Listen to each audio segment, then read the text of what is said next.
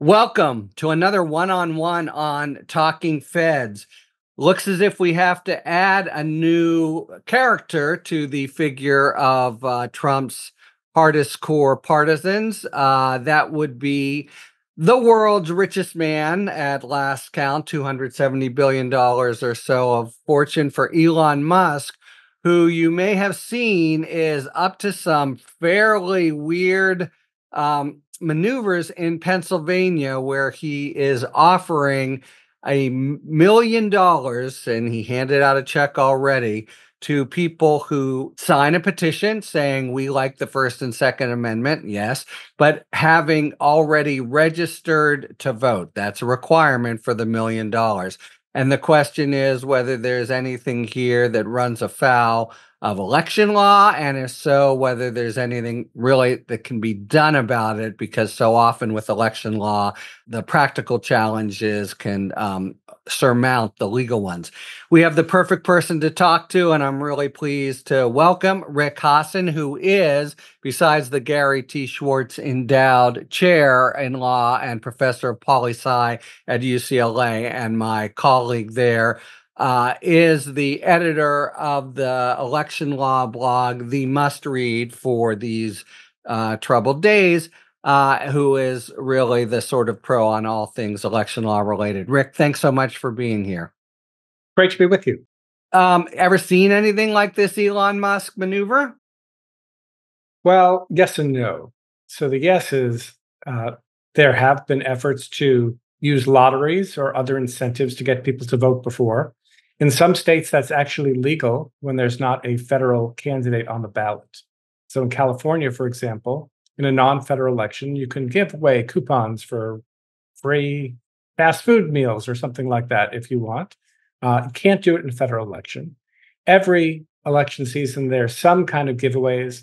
Back in 2008, Ben & Jerry's famously was going to give free scoops of ice cream to people with I voted stickers. Yeah. After some complaints, they changed it to making it free for everyone to be able to get ice cream, which I take it as a win for children who are not allowed to vote. Exactly. So that's the yes, like we've seen incentives before. We've not seen something like this with $1 million a pop thing every day for 16 days, I think, is what Musk has announced. And he's done it in a kind of circumlocuting way where you have to sign the petition, and then it's only when you get to the petition that you see that it's only registered voters in 7 swing states who are eligible to vote. And so there's an obvious possible legal problem under federal law, and what's federal law provide here? So there are 2 statutes that relate to vote buying. One of them speaks directly to the question of paying for registration, which is what is at issue here. It's 52 USC 10307C, like Charlie, and it prohibits a bunch of things, including false statements on registrations, but it also prohibits paying someone for registering or for voting.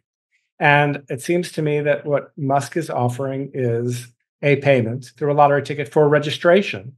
It's either an inducement to register or it's a reward for registration. And either way, that's not allowed. I'd point you to the DOJ's Election Crimes Manual, 8th edition, linked on my blog, Election Law Blog, so you can read it yourself. They mention lottery tickets in particular and say that this is not allowed as an inducement for registering or voting. Let me ask you, it is registering or voting. You can certainly understand why it would be a criminal violation to purchase votes, though that was a violation honored in the breach in certain storied machine-dominated towns. Why in particular is registration, which seems more neutral and just putting people in the mix, also a violation of federal law to induce? Well, federal law is very broad. So even on the voting, you don't have to pay someone to vote for someone. Right. You can't pay for turnout like you can in California in a non-federal election. And the idea, at least as expressed by the DOJ in its Election Crimes Manual, is that we don't want to make people, when they're voting, think about personal financial incentives. Like, is this going to line my pocket if I decide to vote? Some people decide not to vote. They make a choice. So imagine someone who thinks, I don't really like either candidate. I'm going to sit this one out. And well, if you're going to give me $50, yeah, Yeah, sure, I'll vote. Right. right. So that's really the concern. Okay. And your analysis, so you've got an important entry in the election law blog that everybody ought to read, but I'll do the headline and it tells your views. Elon Musk veers into clearly illegal vote buying, offering $1 million per day lottery prize only to registered voters. And that seems to me that it has to be right, at least as to a cohort of people who are there. They're thinking, I'd love to get the $1 million check. Same kind of rationale as has people buying real lottery tickets, which is a notoriously bad investment, but you can't resist the big payout.